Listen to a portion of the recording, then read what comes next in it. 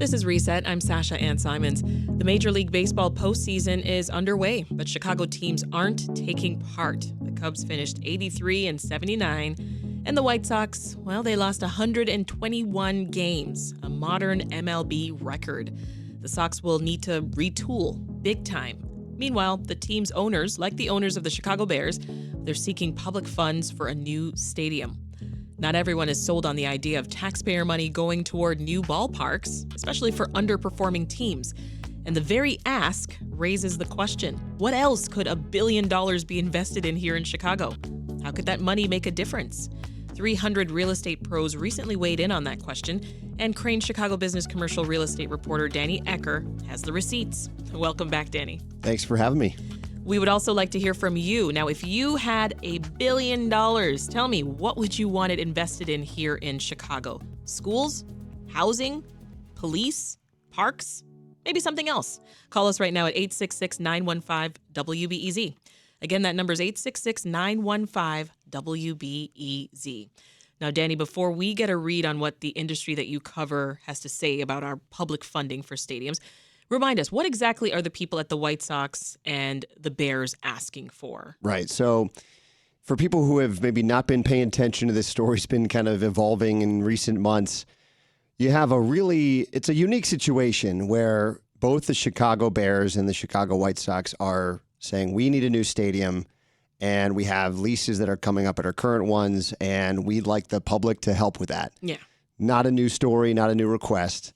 But both of these teams are seeking the same pot of money, which is basically the same money, the same tax revenue that is used today to pay off the existing debt tied to the renovation of Soldier Field from 2003 and the creation of Guaranteed Rate Field, the White Sox Stadium. So it's a 2% tax on Chicago hotels stays, and the idea is, hey, can we just keep that going for another 40 years and take that and dedicate that money to a new stadium? Now, that's not enough money for both teams. Right.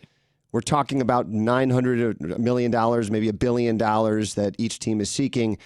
Not enough money for both unless each team decides, hey, we're going to work together and put up more money ourselves. It's an either-or situation. Pretty much, yeah. Unless they say, well, we're going to work together. We're going to all put in more money so that the public has less of a burden. Right. So that's in theory, the pot of money, close to $1 billion that became this question to ask some of these real estate professionals about, hey, let's go through this exercise and think about where else we might channel public resources. Right. Yeah. So to your point, there's been a lot of back and forth between Chicago and the Bears in recent years, with more than one mayor working to try to keep the team in this city, right? So that's a conversation we've been having. And then earlier this year, of course, you add to that, we hear that the White Sox are also interested in taxpayer money to build that better stadium, as you mentioned. I mean, what is the status of both of these efforts at this point?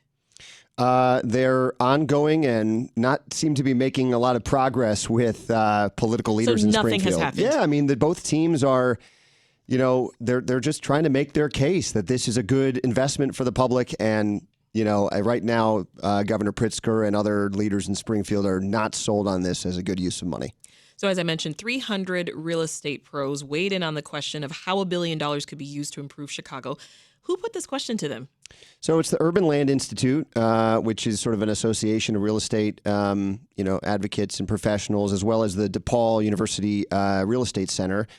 They've done this the last 7 years. It's sort of a mid-year sentiment survey, and they throw in, they just want to really take the temperature of real estate professionals, saying how the year is going. And when we say real estate pros, who are we including? So we're talking about developers, investors, brokers, real estate attorneys, a lot of people, a lot of different stakeholders trying to really get a nice full picture of, especially commercial real estate, to be clear here what we're talking about. And that was really who was surveyed here. And they threw this extra question in to say, hey, let's go through this thought exercise about $1 billion. And, really what we're getting at with this question is, we have this problem in downtown especially, right, which is downtown needs more regular foot traffic and more life in buildings and to grow its tax base. And all of that has been slow to come back since the pandemic. So the question is, do we do nothing? Do we generally wait for, like any other economic cycle, and the private investment comes in, they buy buildings low, they reinvest in them, and that's how you ride a cycle up? Right. Or is this something where the public should lead with subsidies, like things for on LaSalle Street, changing offices into apartments. The public resources are precious, and they're trying to figure out what's the right first step to try to effectively reinvent the central business district. And that's kind of what the question is. What do we focus on first? So respondents were able to choose 3 options, and the findings are really interesting, Danny. The top response on first glance, it doesn't seem directly connected to real estate. 42% of the respondents said that the money should be involved in police. What do you make of that? Public safety is just top of mind for real estate investors, like it is for, most people. For us, not just the question of sort of real issues with crime in Chicago, but perceived ones too. I mean, I talk to real estate investors, brokers that sell buildings here all the time. There is a sort of a stigma around Chicago, especially among institutional investors, about how the city is dealing with crime. Whether or not that's reveals itself as a big problem in the numbers of how crime is actually doing here in the city. It's something that is tied to Chicago for many reasons, going back several years, and former presidents that like to, call out Chicago for that. But it's police. I mean, they didn't specify. Well, how would you invest in police? Obviously, that's another big question. They didn't specify that in the survey, but it just underscores the fact that is something that the real estate community, even more so than interest rates or property taxes or political instability, other things that you hear about Chicago, it's public safety. That's number one. Let's jump to the phone lines where we've got Jonathan waiting in Uptown. Hey, Jonathan. Hi. Yeah, this is Jonathan. Can I chime in? Absolutely. Go right ahead. Yeah, I was going to say, if we're going to be talking about how to invest $1 billion, I think it would be very well used to take care of the migrants that are coming to the city. The current system where Mayor Johnson has decided to pay Garter World, a terrible third party, to take care of migrants in effective prison is terrible. And the idea that we should be investing more money in police is appalling to me. I think the perceptions of safety would be greatly assisted by proper government programs and not pouring money into the occupying army that is policing. Thank you for calling, Jonathan. Appreciate that. Now, you alluded to this earlier, Danny, but coming in at number 2 was reimagine the Loop as a destination for food, culture, and music, which, I mean, makes sense with fewer people coming downtown since COVID. Yeah, and great in theory, not easy to do. That opens up its own debate about how you do that, right? How do you make the Loop, which has been primarily about business for generations, a little bit more of a mixed use, have a taste of Fulton Market type of thing. Obviously we see the effort that's happening now with, $151 million in TIF money potentially being used to convert some of these older office buildings into apartments with a big affordable housing component.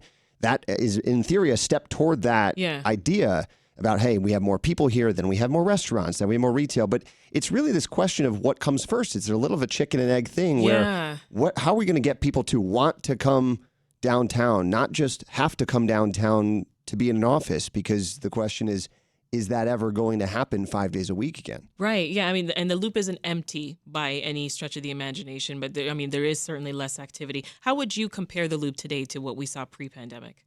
Well, it's just a difference of how many days a week that it's busy. First of all, the office vacancy is at a record high. You have people at, Tuesday, Wednesday, Thursday largely that are still walking around, but you still see a significant gap between number of people in the office regularly today versus what there was before the pandemic. Remember, right before the pandemic, downtown was really booming. How many companies were saying we need to have an office downtown because this is where young people want to live and work, and we need to access that talent. So we're really comparing to a pretty powerful time when we look back at where things were in 2019.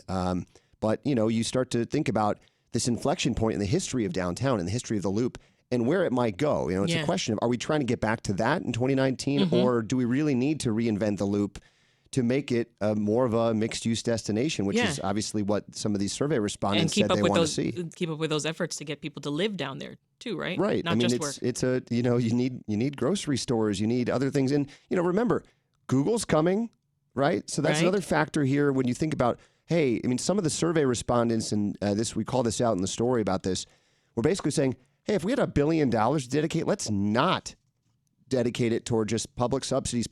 Let's find other ways we could use it to help another, maybe lower property taxes, help with schools, other things like that, where you can say, hey, look what Google's doing. JP Morgan Chase just recommitted to its offices in the Loop. There are companies that might just do this anyway because they want to be near Google, and that can spiral out. So you start to just wonder, is this something that, and what happens if you do nothing? Do you wait? Do you end up with zombie buildings and what does that do to the tax base? So these are really big questions, but it's a fascinating moment in the history of Chicago. If you're just tuning in, this is Reset. I'm Sasha-Ann Simons. The Chicago White Sox and the Chicago Bears are seeking billions in public funds to build new stadiums. And so we're talking about other ways that money could be used with Danny Ecker, who's a Crain Chicago business commercial real estate reporter. And we're taking your calls. If you had $1 billion, what would you want it invested in here in Chicago? Public transit, maybe a reimagined loop. Call us now at 866-915-WBEZ. And feel free to get creative. Again, that number is 866-915-WBEZ. Let's jump back to the phones, Danny. We've got Luther waiting in Ukrainian Village. Hey, Luther, welcome to Reset. Hi, thank you. What's your idea for the $1 billion? Public transit. We live in a world-class city, and we have second-class public transit. Public transit. You can revitalize not just the Loop, but communities all over the city if they were more accessible for everybody. But, I don't know if you've heard, there's a climate crisis going on, and we have to get people out of their cars. Electric cars aren't going to solve our problems. Thanks for the call, Luther.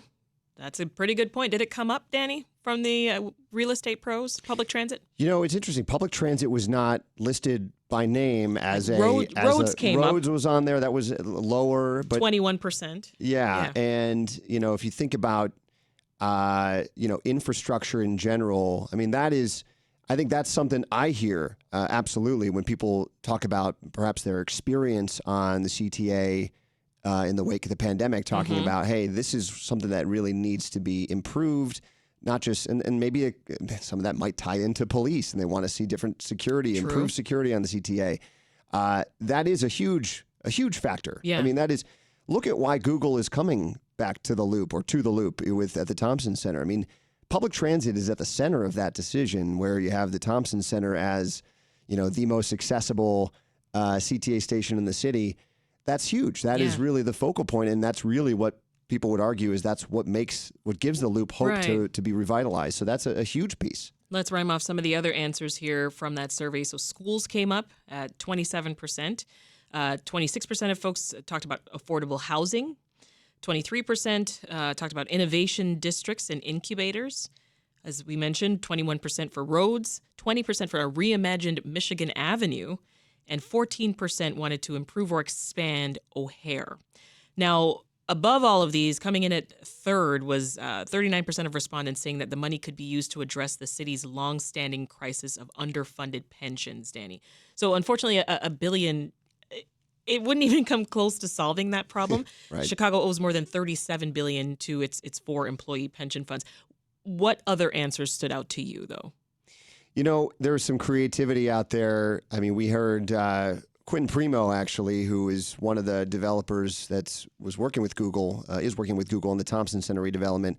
He said, how about this idea that's been floating around for a decade plus about capping parts of the Kennedy? Yeah. Decking over, basically, the West Loop, where the Kennedy goes through, or maybe even another part over by 35th, over the Dan Ryan, to just create more like a Millennium Park type of environment, and how, whether that would beget other investment. Because that's the idea here, right, is how could you invest public resources to help get other private investment to follow? That's always the name of the game. So that was an interesting one.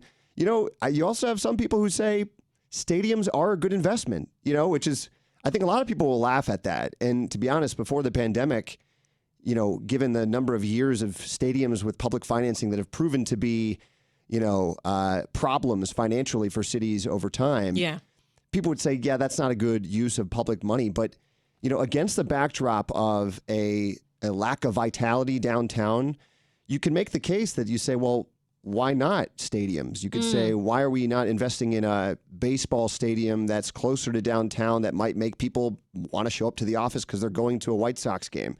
Some of this stuff, obviously, I never thought of it that way. That's the case that the White Sox should be making, certainly. And the Bears talking about, Kevin Warren, the CEO of the Bears, talking about, hey, we need more construction cranes in the air.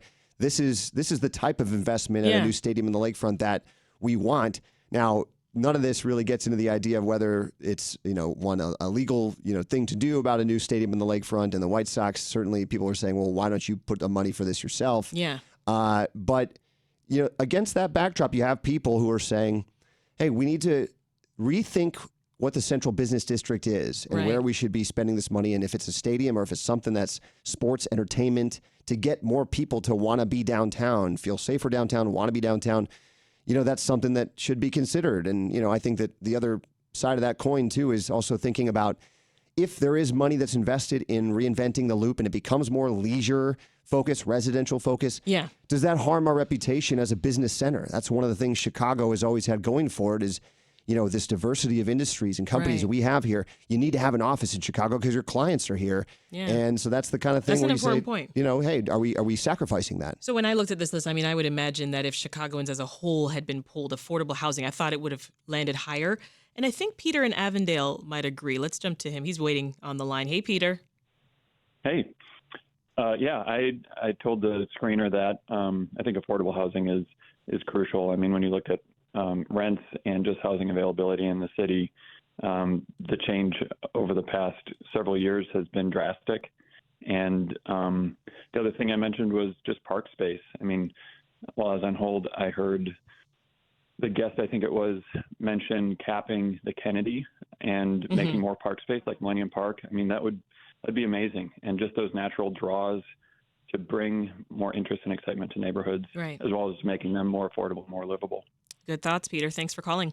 And over now to Jeff in Humboldt Park. Last caller. How you doing? Hi, great. Listen, Chicago is perhaps the greatest theater community in America. And that's largely because of the 50 years we've spent as a leader in storefront theaters doing serious, committed, intimate theater here. And we have lost a number of our facilities for those kind of performances. And I think we should take one of these big office buildings downtown and turn it into a multi-theater complex. Interesting. Thank you so much, Jeff. Hey, if you didn't get through, our voicemail number is 888-915-9945. We'd still love to hear your suggestions. Again, 888-915-9945. Before we let you go, Danny, property taxes. That was also front of mind for people in the real estate industry, wasn't it? Yeah, well, that's one of the big things I hear again from real estate brokers and investors is unpredictability of property taxes in Cook County in general has been a big problem. We've covered that a lot with the sort of the gap between where Fritz Kagi thinks the properties are worth and others think it's worth. So that's again. And like the rest of us, they're worried about the current political climate, but there was no surprise there. Right. Certainly some of the other findings saying, that's the political climate is a concern. And, but generally, one other big takeaway from this was that, people had the long-term concerns were far smaller than the short-term concerns for Chicago. So people are still bullish when they're thinking about the future of the city over the next decade. Very interesting piece. We've been talking with Crain Chicago business commercial real estate reporter Danny Ecker. Thanks so much. Thanks for having me. And that is it for Reset. I'm Sasha-Ann Simons. Thank you for listening and thank you for calling in. Have a great day and we'll meet again tomorrow.